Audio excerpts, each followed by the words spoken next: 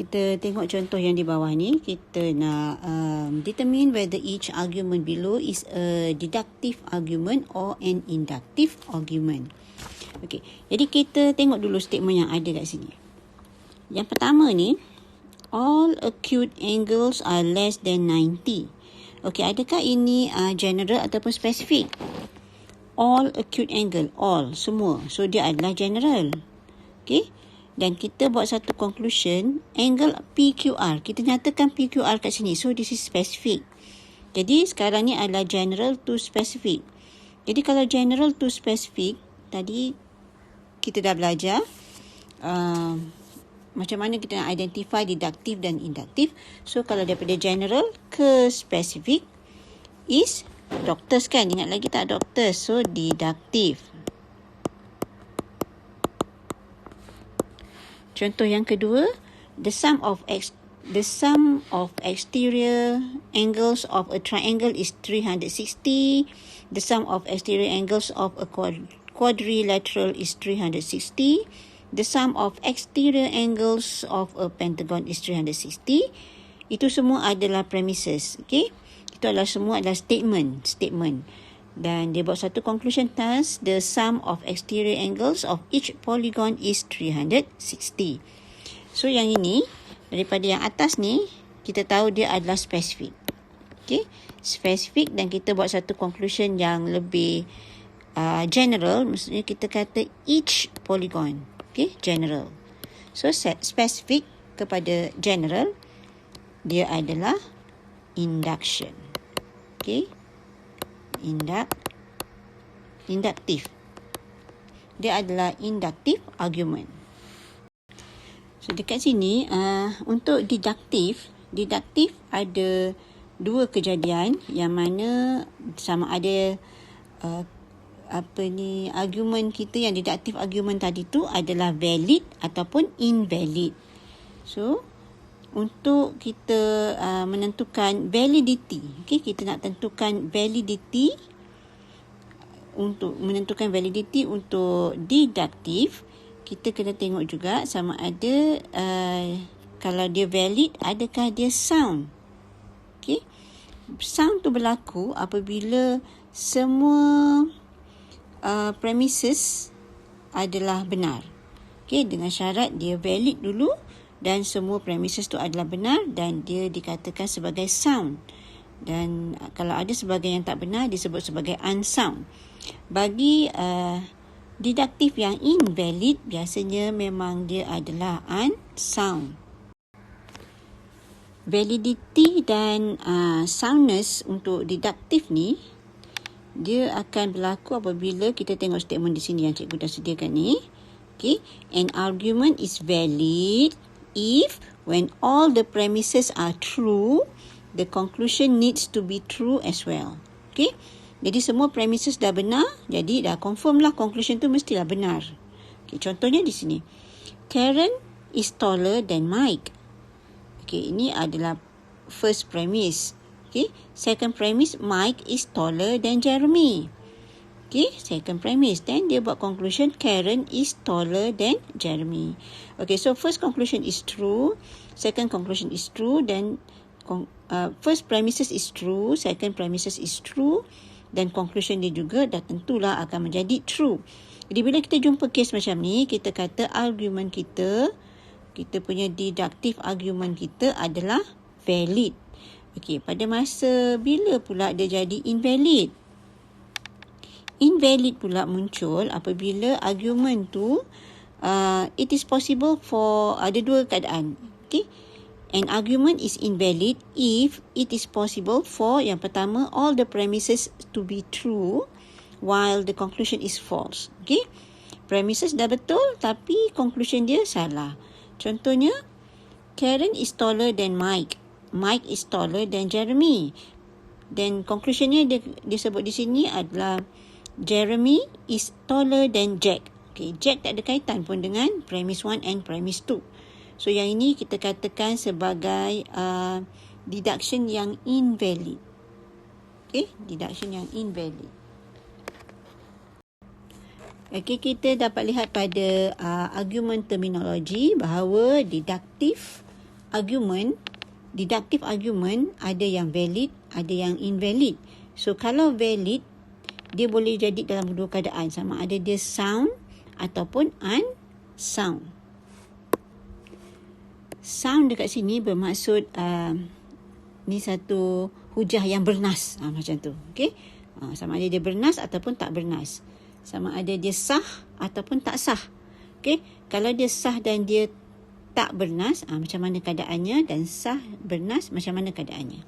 Okay, so an argument is sound if and only if, ni keadaan syaratnya, if and only if. Yang pertama, if it is valid, the truth of the premises forces the truth of the conclusion. Okay, kalau dia valid maksudnya kebenaran pada premises tu, okay, kesahihan premises kita tu memaksa conclusion kita pun menjadi betul. Okay, memaksa conclusion kita menjadi betul. Jadi kita tengok macam mana contoh valid dan sound. Okay, valid dan sound. Dan yang kedua syarat dia ialah premises mesti betul.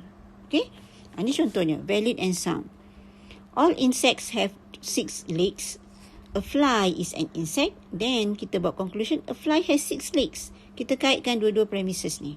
Okay, ni kita kata sebagai argument yang valid and sound. Okay, valid and sound. Jadi untuk deductive argument yang valid but not sound, okay, but unsound, contohnya all insects have 3 legs. A fly is an insect, dan kita kata a fly has 3 legs. Okay, jadi all insect have 3 legs. Maksudnya dekat sini tak semua insect tu ada 3 kaki kan? Okay, tak semua insect tu ada 3 kaki. Jadi a fly is an insect. Itu dah betul. Okay, so ni true. Ini false. Okay, ni true. Jadi bila dia buat conclusion a fly has 3 legs, kita tak boleh assumekan macam tu. Sebab bukan all insects ada 3 legs. Itu maksudnya valid but unsound. Tak kukuh hujahnya. Okay. Jadi dekat sini kita tengok perbezaannya. Yang ini semua premises dia betul. Dua-dua premisesnya betul. Yang ini satu premisesnya salah. Yang kedua betul. Jadi yang ketiga ni kita tak boleh terima dia sebagai sound. Okay. Jadi kita terima dia sebagai unsound. A valid deductive argument can be categorized into 3 forms. Okay, ada 3 cara untuk kita kategorikan untuk valid deductive sahaja. Okay, untuk valid deductive. Yang pertama, form 1, bentuk yang pertama. Premise 1 kita kata all A are B. Maksudnya adalah apa-apa cerita konsekuen, Okay, all A are B, maksudnya A ini adalah antecedent dan B itu adalah consequence. Okay, jadi untuk premise 1, all A are B. Premise 2 ada muncul satu cerita baru. Dia mengatakan bahawa cerita yang ketiga ni, C ni adalah A. Okay, dan conclusion dia kita kata C itu adalah B. Okay, macam contoh yang cikgu bagi tadi lah. Okay, untuk form 2,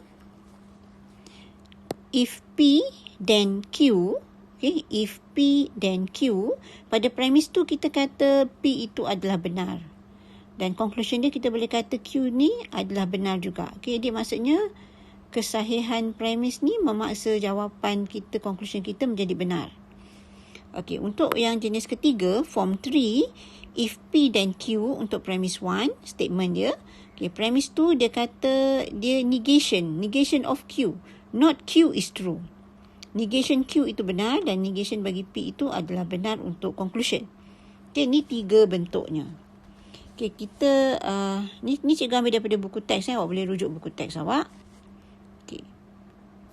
A deductive argument is said to be valid if all the premises and the conclusion are true. Okay, bila semua premises dan conclusion tu adalah benar. Lihat contoh ni. Premise 1, all actresses are good at dancing. Premise 2, Jasmine is an actress. Conclusion, Jasmine is good at dancing. Okay, apa statement yang diberi dekat bawah ni? Maksudnya pernyataan untuk cerita yang di atas tadi. the above argument is a valid argument. Okay, argument yang kat atas ni adalah valid. Is a valid argument.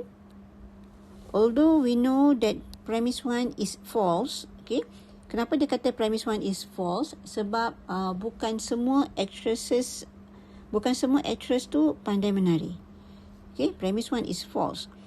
Not all actresses are good at dancing. But this argument is still valid because the argument fulfills form 1 as shown in the table above.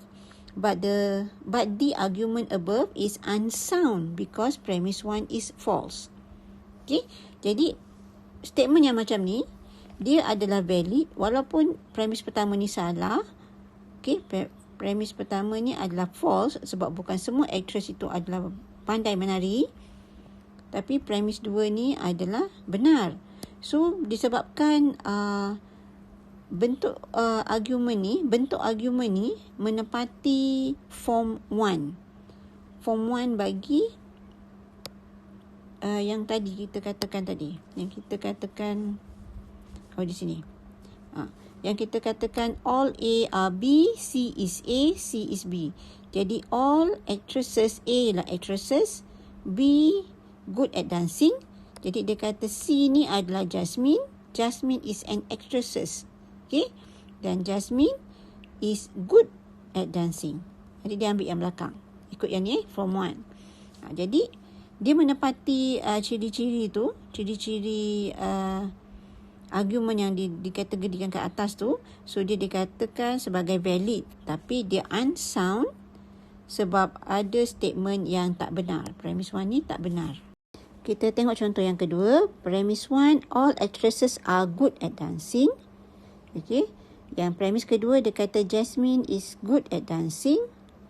Dan conclusionnya Jasmine is an actress. Okay. Tapi dekat sini kita tahu all actresses are good at dancing. Bukan semua actress pandai menari. Tapi dia kata Jasmine ni pandai menari. So Jasmine itu adalah actress.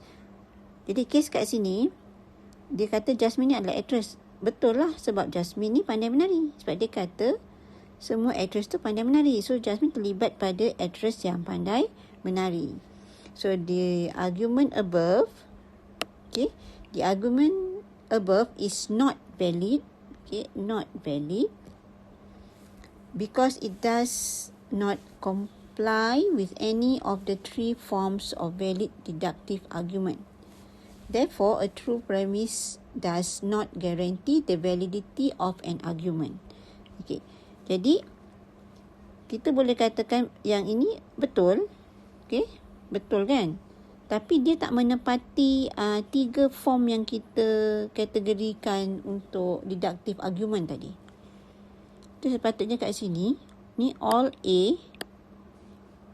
are B. Okay. Ni C. Dia kata C is B. Dan dia kata C is A. Padahal untuk premis untuk form 1 tadi kita kena sebut C is A dulu. Lepas tu baru kita kata C is B. Jadi kalau dia sebut C is B dahulu dan baru C is A sebagai conclusion, so dia tak menepati bentuk yang kita dah kategoriskan tadi. Okay, kategorisasi untuk form 1. So dia not valid. Okay. So in general, baca yang dekat bawah tu, the validity of an argument is determined based on the form of argument. Okay. Jadi sama ada dia valid atau tak valid, dia berdasarkan kepada jenis, bentuk argument kita yang ada 3 tu. Bukan berdasarkan kepada kesahihan premise dan conclusion dia. Okay. Kalau kita tengok sekali lalu, memang kita katakan semua statement tu adalah benar. Okay? Memang kita katakan semua statement ni adalah benar lah. Macam boleh diterima lah kan. Tapi kita tak boleh terima dia sebab dia tidak termasuk dalam mana-mana form yang dikategoriskan tu ya. Okay, kita lihat beberapa example yang ada dekat sini. Untuk memudahkan awak faham lah macam mana bentuk sound, invalid dan valid. Okay, contohnya, all people are mortal. Socrates is a person, therefore Socrates is mortal. Okay, all A are B, C is A, and C is B. Okay, so dia menepati semua, so dia adalah some.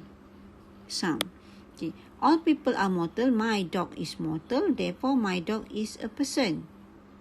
Okay, jadi kat sini all A are B, kemudian C is B, therefore C is A.